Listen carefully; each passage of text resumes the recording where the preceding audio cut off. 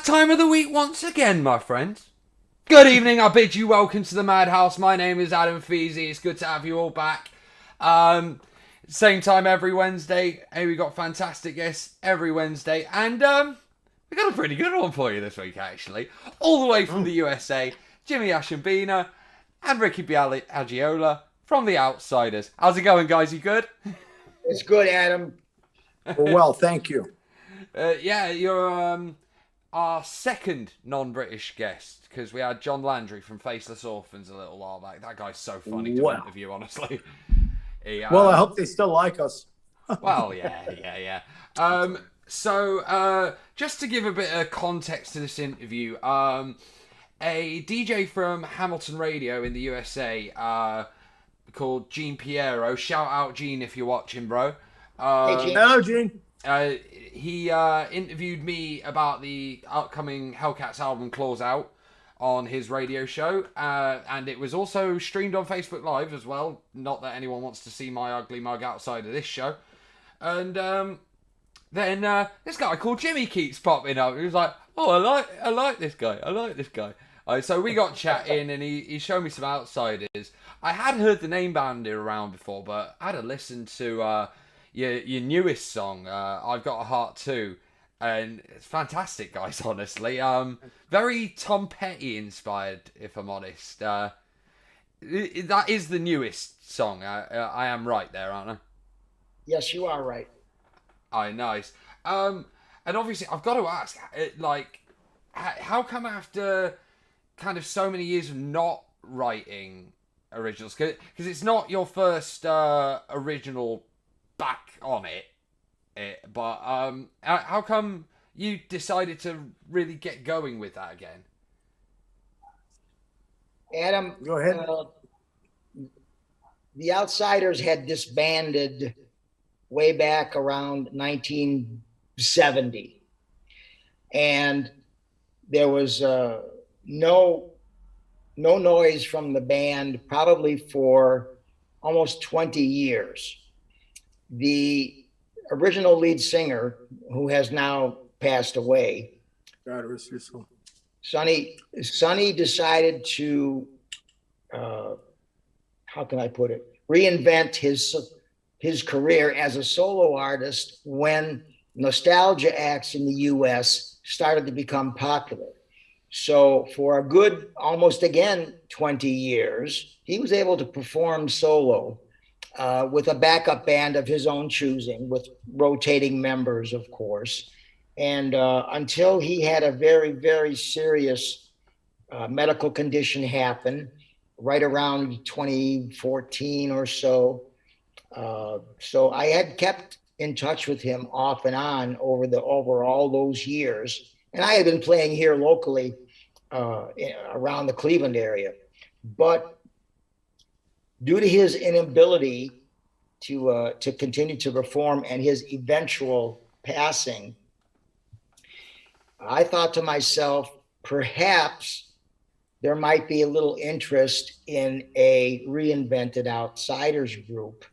I was very uncertain because I'm just the drum player. There were no more original members left to perform. But I contacted a few people at the management end, and they were very positive about this. So around 2017 or so, I acquired the legal United States trademark name for the performing group, The Outsiders.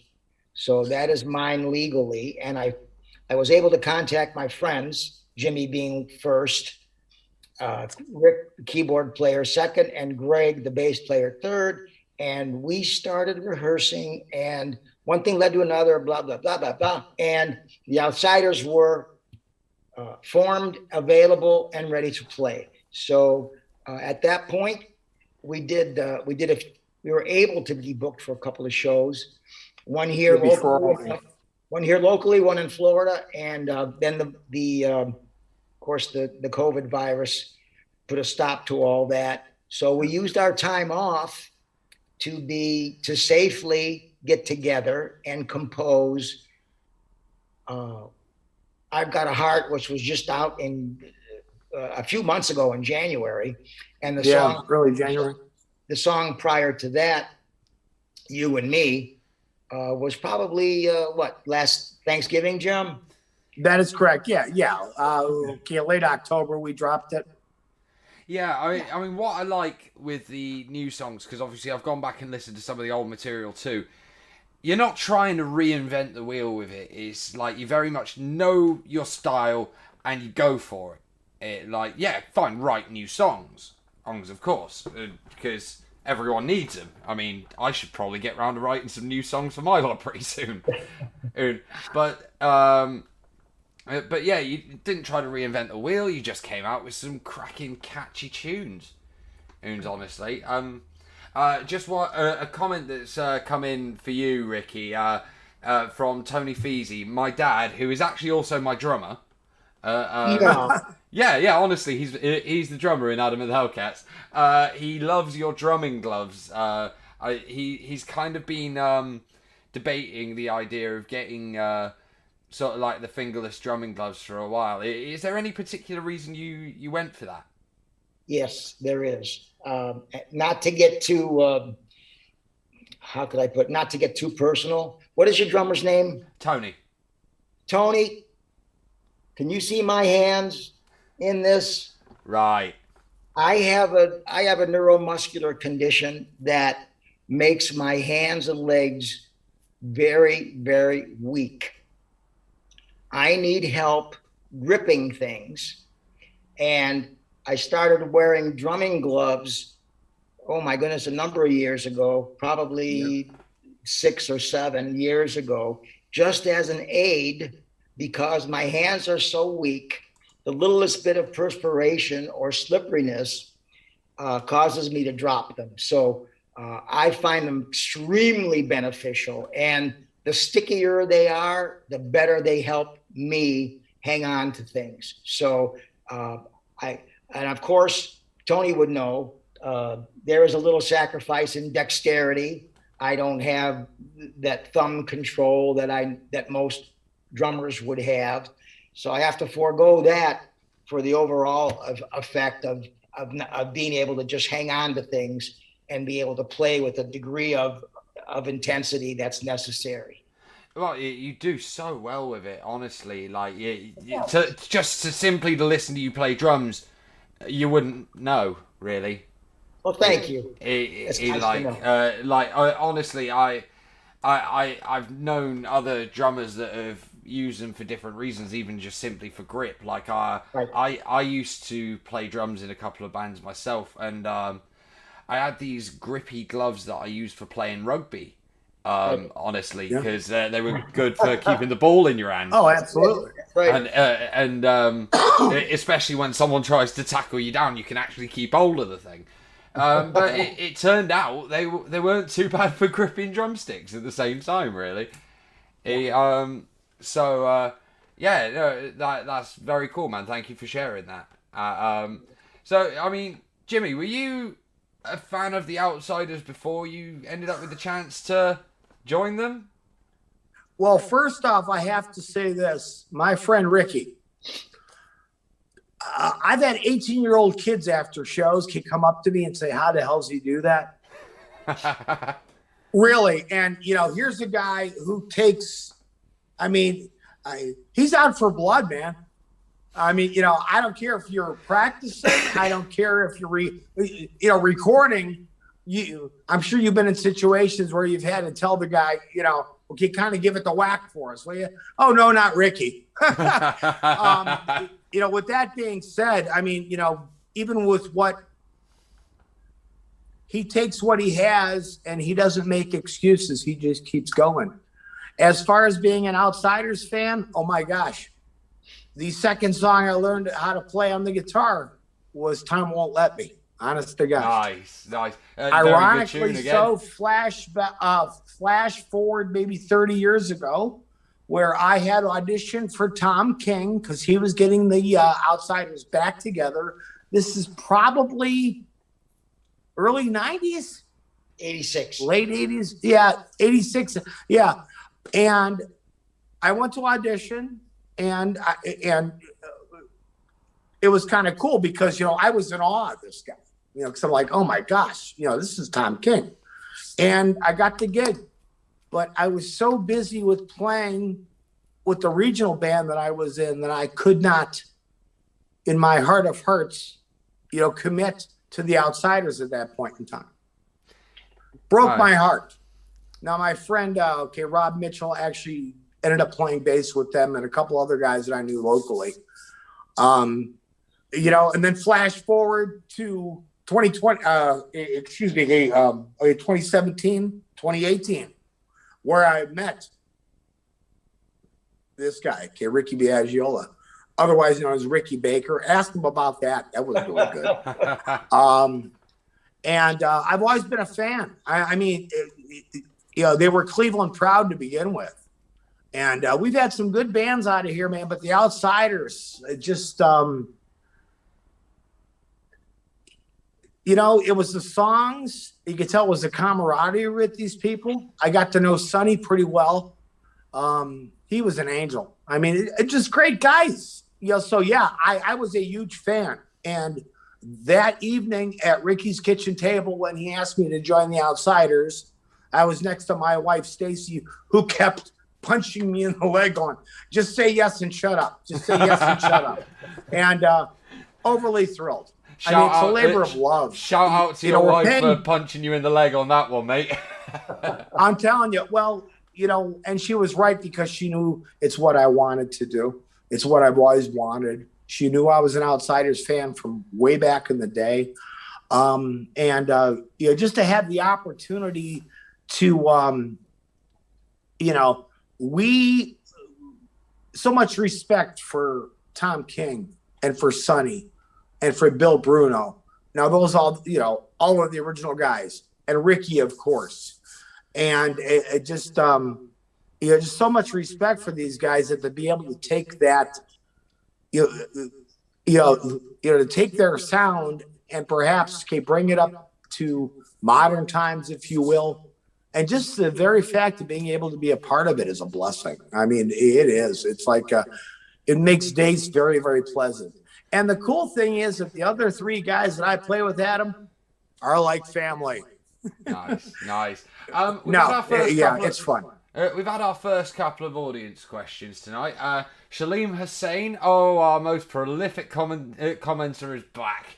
Good to see you again, Shaleem. Love it. Do you guys prefer playing festivals or smaller shows? Wow. She was asking, are we? No. Like Shaleem asks, which is your favorite to play? Like a festival show or a little club show? Tough. You know what? I'd have to say the medium to smaller shows. Yeah. I think there's, believe it, and I hate to sound trite, but I think there's more of a connection with the people that are closer to the stage than the people up in the balcony. You can always wave to them and they'll wave back, but or throw things. They see your faces, I think, a little closer. Oh yeah, no, I kind of had to agree with you there, actually, mate. Jimmy, what about you? You know what? I would agree. You know, the smaller to mid-sized shows are, you know, there's a connection there. You know, where you can actually hear, you know, if someone says or does something, funny, being the Outsiders, that happens sometimes. You know, it's really cool to hear the guy in the back of the hall laughing. You know, that's kind of fun. You know, nice. Yeah. No, I mean, like, don't get me wrong. Festival shows have that certain rush about them where you can't help but go, oh hell, there's so many people here. What's going on? You know, or it's all, you know. I don't know about your feeling, Adam, but you know, the festival, okay, you're normally part of, you know, 7, 8, 9 bands, and you kind of got to bang it out and run, and you really don't have time to link in. You very rarely have 15 or 20 minutes at the most, you know, and you know, and sure, you're going to sound good as a band, you know, but you're really not going to have that connection that sometimes a smaller or a mid-sized venue does provide. Oh, definitely, man, definitely. Question from Tony. Which would you musically, if you had to pick one, which country's music would kind of influence you more, the UK or the USA? Because obviously I hear a lot of American influence in you, but I also hear a lot of British, if that makes sense to you. Like, go ahead, Ricky. Things like Tom Petty and the Beatles and all that sort of stuff. Tony, the four of us together couldn't be more diverse in our upbringing, tastes.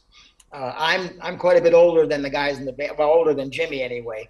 But my upbringing was actually late 50s, early 60s. So that was all R&B influenced, starting with doo-wop, starting with the twists, starting with R&B music, soul music. I did all that first before there was any British invasion influence on anything. I was playing in local bands at a young age, and that's the kind of music that was performed throughout the United States, except for country music, that being something separate.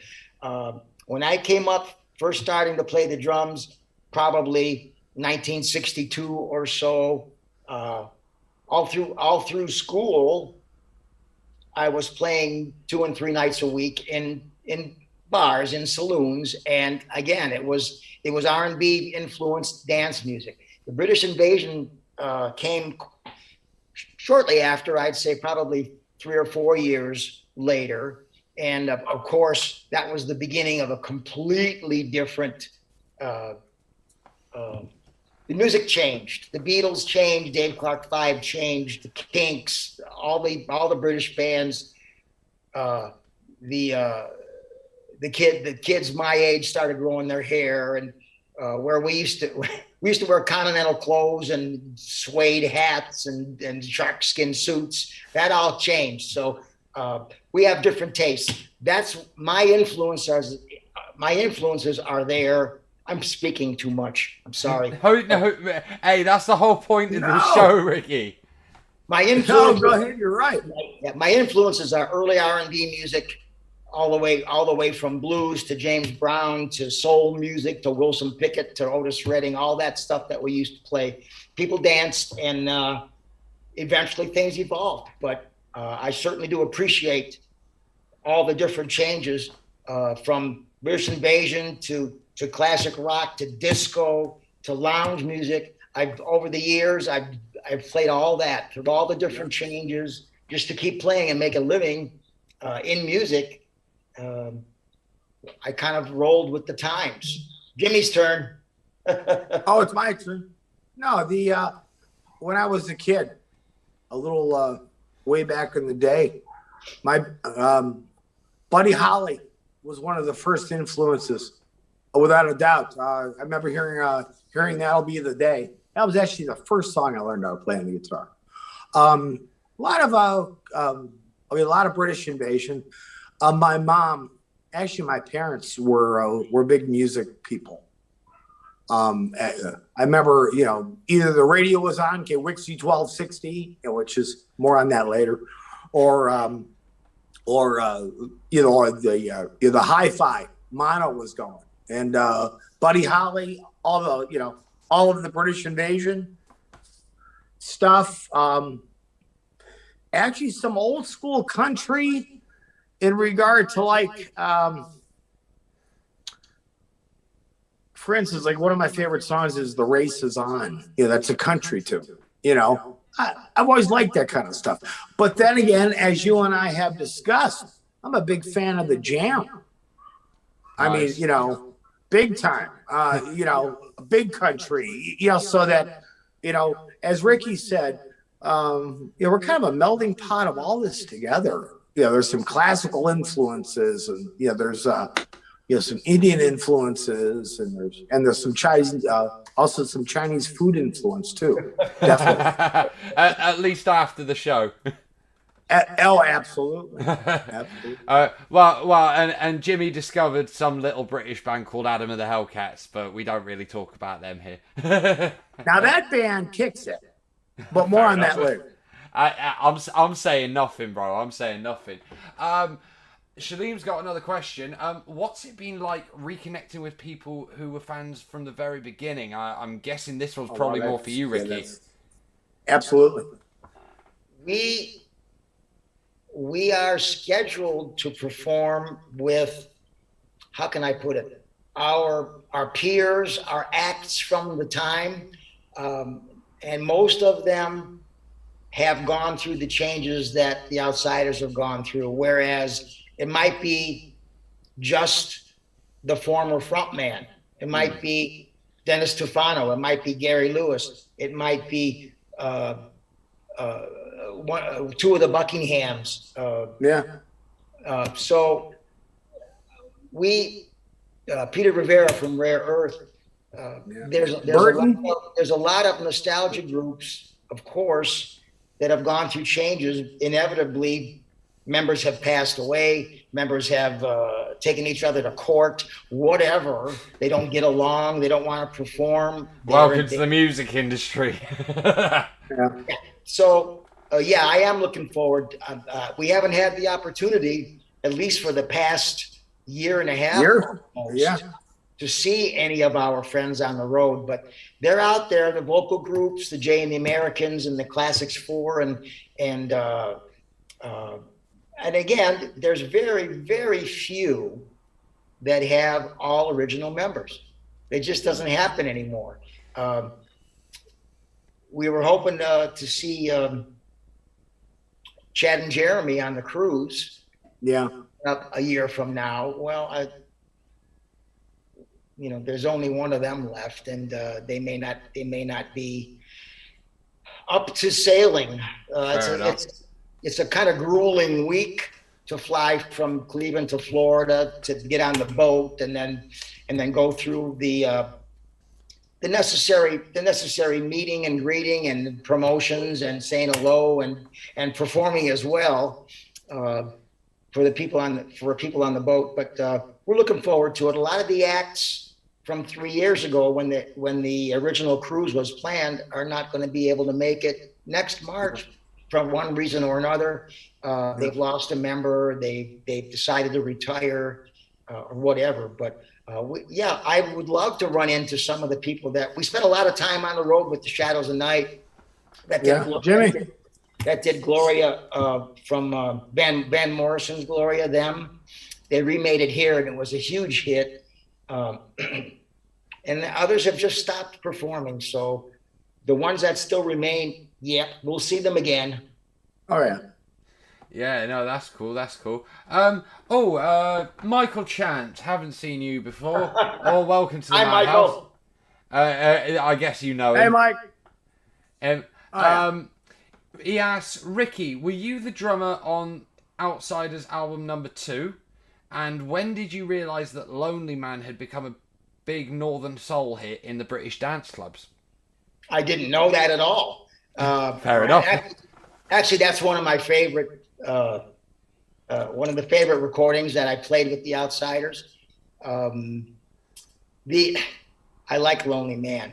In fact, there's a very, very, very funny thing that happened just yesterday. I got my 6-month royalty check for radio plays of the Outsiders songs that I recorded. So because of, and Adam, because of the live streaming and the downloading, the record sales are pretty much non-existent. So my 6-month check, Jimmy, I sent it to you. Yeah, I was amazed. $10.06 Two Happy Meals. US. Oh dear. But anyway, Michael Chance is, we haven't met in person, but he's been a very, very supportive friend and fan for the longest time since he heard that the Outsiders had reformed, and we truly appreciate friends like him. But yeah, Lonely Man, that was another song that we kind of assembled in the recording studio, and it was a fun drum part to play. Yeah, no, it sounded like it when I heard it, actually. There was another Shalene question here, which is quite good, actually. In order for music to have longevity, what does it need, in your words? Jimmy? It's got to have heart. It's got to stick in your head, doesn't it? You got it, man. It's got to have heart, and it's got to have a hook. And I don't care how good you are at the guitar. I don't care if you can blow 500 notes a minute. I could care less. It's about the song. It's about connecting on an emotional level. I'm a big fan of, we record quite quickly. We'll normally take an hour or two on a backing track at the most. And then there'll be like a minimum of overdubs and maybe some vocals. And, you can tell when everybody's heart's there, when it's the right time. It's the same thing with a song as far as I'm concerned. If I'm not hitting a button and having you humming on the way home, I haven't done my job. Yeah. And that's the way that I feel. If it's forgettable and it goes in one ear and out the other, then there's no longevity there. Oh God, the weekly question is here. Right, should explain, lads. Muttley Wood, a good friend of mine from over here, he always pops up with this one. Sausage sandwich or a good old bacon butty? For me, it has to be Italian sausage and peppers. Oh, that is the fanciest answer to that question I've had in a while. Jimmy, what about you, mate? You know what? I'd have to go with the bacon. Nice. You know what? I don't partake that much, but after you said it, I'm thinking to myself, breakfast for dinner sounds like a great idea. There you go. Oh, trust me. Like, if I'm out like searching for food before I do a gig, and somewhere's serving an all-day breakfast like a proper full English, straight there. Straight there. Oh, yeah. Because I won't need to eat a damn thing for the rest of the night as well. Oh, yeah. And like I can burn it off in the space of an hour and a half show. Yeah. John Wegner says, the Outsiders are epic, just saying. Well, okay, that's always good. Did the Outsiders ever meet the Beatles or Lennon? No. Simple answer, really, isn't it? No, he did not. They were so far head and shoulders above where we were as a pop group that we would have never come close to meeting them. We never crossed paths. Yeah, I mean, did you guys hear McCartney actually put out an album during 2020, like, for the first time? Yeah. God knows how many years. It was a pretty good album, to be honest. Actually, it is pretty good. In my opinion. I'll be completely honest, and Mr. McCartney, please don't have me cancelled for saying this. I've not been the biggest fan of his solo stuff, but I rate the man so highly as a writer and performer. Obviously, mostly for his work with the Beatles.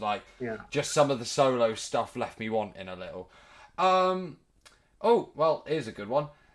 Tony, again, asks, what advice do you have for new bands like Adam and the Hellcats? You know what? You have to ask me again, Adam. What advice do you have for new bands such as That was his broker calling because of the huge check. Yeah. Boy, that's a tough one.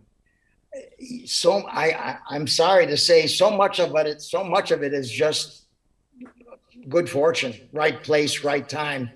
There are so many great young talented players that may end up never leaving the basement because of that very reason. It's hard to know. The unusual and unique thing that happened with us is we were from Cleveland, Ohio, which at that time in the 60s was known as the mistake on the lake. Yeah. It was a joke. It was the joke city. The river was so polluted it caught on fire, and yeah, that's true. And having a national act come out of Cleveland, Ohio was absolutely so contrary to the trend. But for a young band, I don't even know, quite honestly. You would be better answering that question than me, Adam, quite honestly. Hey, I just relay what the audience wants to hear, bro. Okay. Yeah, I guess getting yourself out there, unfortunately, it's paying your dues and getting along with your co-workers, I suppose, your bandmates.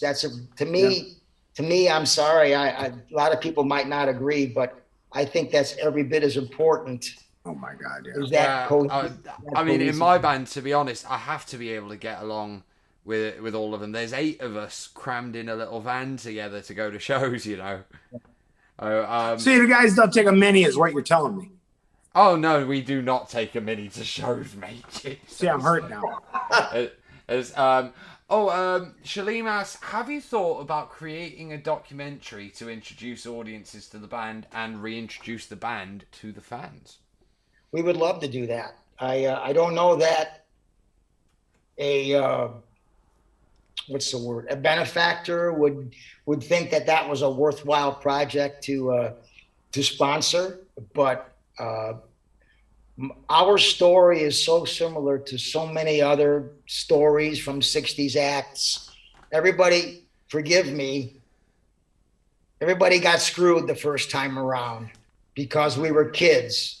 And you learn your lesson, and hopefully you don't let it happen again. But almost every 60s act that I've come in contact with and made friends with, they all have that same story.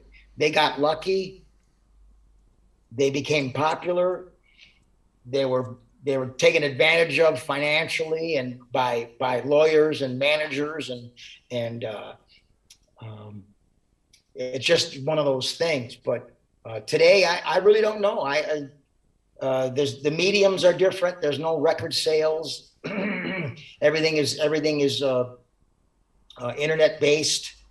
Yeah. And that's a tough one. Well, if you guys did ever want to make a YouTube documentary, I mean, phones can film high quality footage these days. Oh, I tell you what, we'll have a chat off the air in a bit, and I'll give you a little idea I've got about that. Great. To be honest. That's cool. Obviously you've touched on the cruise that you're playing in Florida. Is there any other shows currently booked up, or? Jimmy? We're in the process, everything over here is still at a standstill. Every time that they start to open the door, it gets slammed shut by something, whether the numbers go up or, Joe Fabitz, who's the governor of blah, blah, blah, says, no, we're going to hold off. It's been start and go the entire time. We have a couple things in the works. Locally, actually, there's one thing locally that we're hoping for, but it all depends on how many people the venue can have. For a while they were saying they can only have 25% capacity. Let's be honest. Okay, you're not going to pay the bills and the light bill at 25% capacity. That's been a common problem that we've been hitting. So it's been a little bit of an uphill, but as I was going to say, in regard to Ricky's answer about any new and upcoming bands, don't quit. Just don't quit. Just keep doing it. Okay? Yeah. Even if you've got to play, excuse my vernacular, a shitty gig on a Saturday, go do it. Because you know why? Because someone else would give anything to be in your shoes to do that. And it's that simple. You just keep going, man. And as long as you got your friends around you, number one, okay, and you got the support and love of your family or those around you, hey, man, you're gold. You just keep going. You do what you have to do. Nice. It's a very nice question from Muttley, actually. This will be for both of you. There's 2 answers here. What is your most memorable gig where you're going to the gig, just in the audience, and what's your most memorable gig as a band?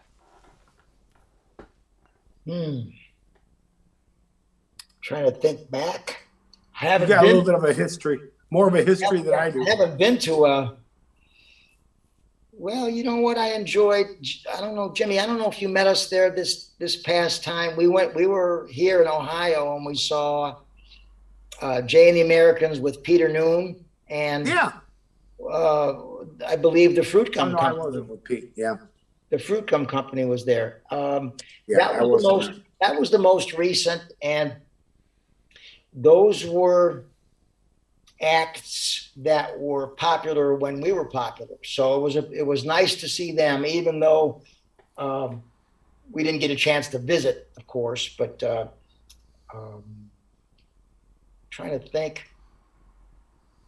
Prior to that, I would have to say it would have been the Average White Band way back in the 70s. Wow. Right when Pick Up the Pieces was out, they came to the Playhouse Square, one of the theaters there, and that was my kind of music. So nice. Jimmy, what about you? Same question. Same question. My most, you know what? I can't even tell you the last time that we saw someone live. Isn't that horrible? That's right. Hey, I'm saying nothing, man, and I'm just the mouthpiece here. It's been, between being busy with the band, and the COVID, it's been nuts. So I have to think on that a little bit, or I might have to run upstairs and ask the boss lady, hey, who did we see? But no, what about the most memorable one you played, though? I would have to say it was a small sports arena I take that back. It was in Tulsa, Oklahoma, and it was on the Dick Clark American Bandstand Gene Pitney tour. And his hit at the time was 24 Hours from Tulsa was the song. When he sang that song, and we were in the wings because we had gone on before him. He was the star of the show. People were so loud and exuberant. This old concrete stadium, we felt it vibrating. It held thousands of people, and it was almost scary. We thought they were going to shake it down, but that's sounds like my kind of show. That's something that sticks in my mind. That he was just what a performer, and that was the song that fit the city. It couldn't have been more ideal. That was the most memorable one.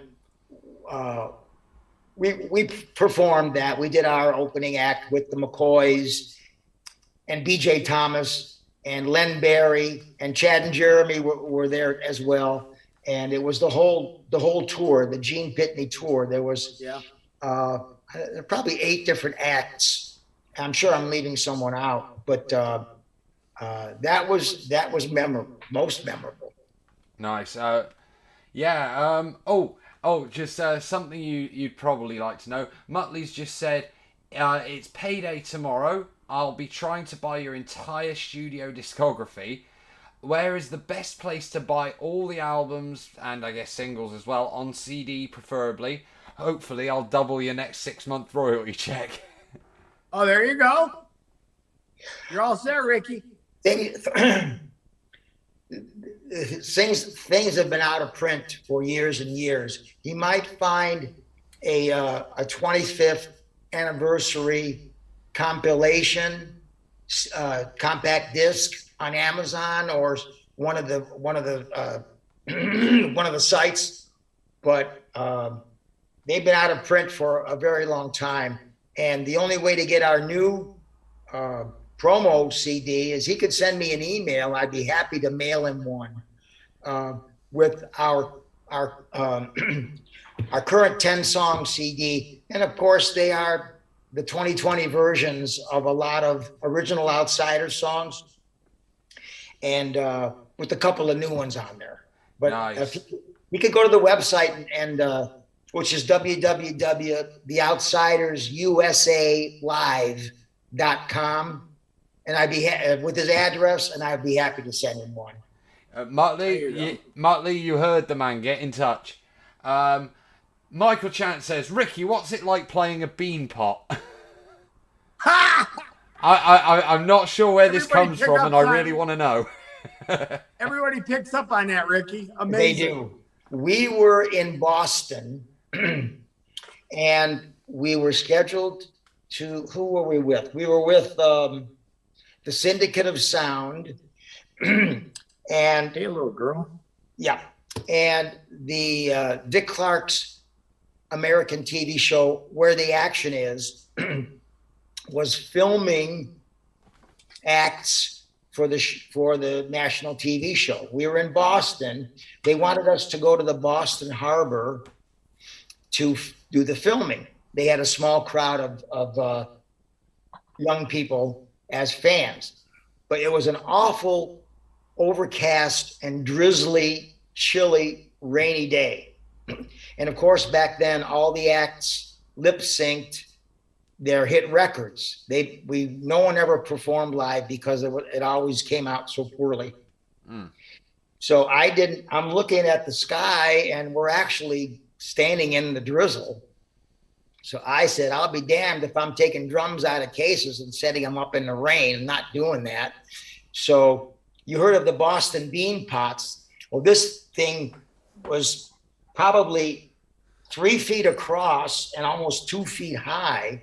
So since I wasn't going to bring drums out of the cases, I stood inside the bean pot and played with drumsticks on the side of the bean, on the side. Nice. There was no drum sound anyway. We were lip syncing the record. Or lip syncing Time Won't Let Me. So, and of course, those guys had their guitars with no amplifiers or chords or anything. We were just standing in the drizzle. So that was the bean pot story. Nice. Oh, yeah. It was in Boston. Nice. Also, Tony says, by the way, he's starting a radio show over here. He would like to play some stuff, so I'm going to put him in touch with you guys. Yeah, please. Definitely. And we'd be honored. And one day we're going to have to get you guys over to the UK, to be honest. Yes, sir. Absolutely. What was that website again from Chris Halady? That's theoutsidersUSAalive.com.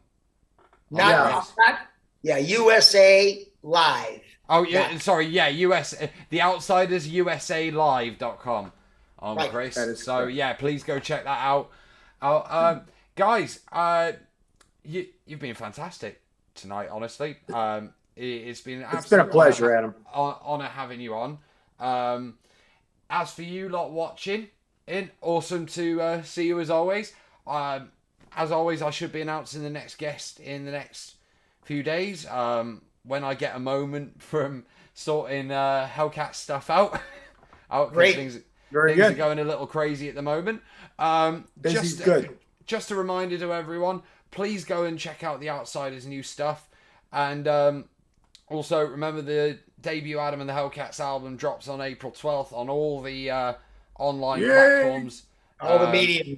Jimmy's already heard it, actually. So, it's cool, man. Nice. Thank you, man. Checks in the post for that. I am a fan. Yeah.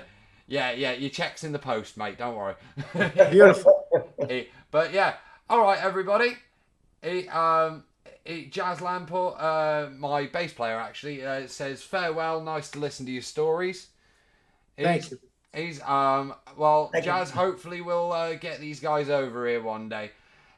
Now, everybody. Next week there will be another guest. I haven't completely confirmed who yet, but you should know in the next few days.